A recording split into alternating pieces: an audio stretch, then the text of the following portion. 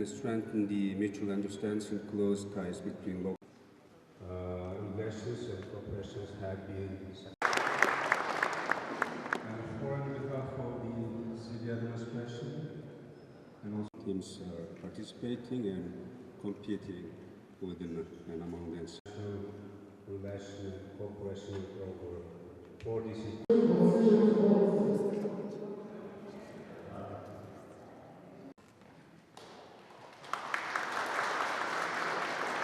Монгол Улсын нийслэл Улаанбаатар хотын хувьд бол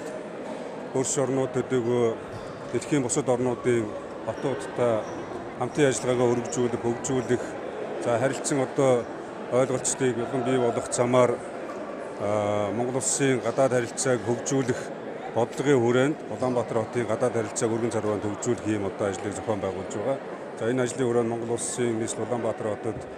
байнгын Орсын суудаг, дипломат төлөөлөгчдийн газар, элчин сайдын яамдуудын одоо удирдлагуудтай хамтарч нөхөрсөг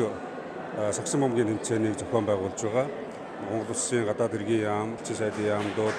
нийслэлийн төр захааны байгууллагын тамирчид гээд энэ бүх одоо байгууллагуудаас бүрдсэн нийт 21 баг бүхий тамирчид нэг өдөр амралтын өдрөөрөө ингэж одоо нөхөрсөг уулзалт тэмцээнийг зохион байгуулах замаар Монгол Улсын нийслэлийн гадаад харилцааг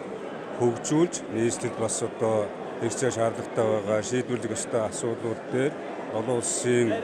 одоо улс орнуудтай хотуудаа хамтарч ажиллах, дадлаг туршлага солилцох тэр хэмжээгээр өмнө тавьсан эдийн засаг нийгмийн зорилттой одоо бас хэрэгжүүлэх хэрэг болох хэмжээний ийм одоо бас дадлаг туршлагуудыг хуримтлуулах энэ одоо хүрээнд бас нөхөрсөг ийм тоглолтыг хийж байна.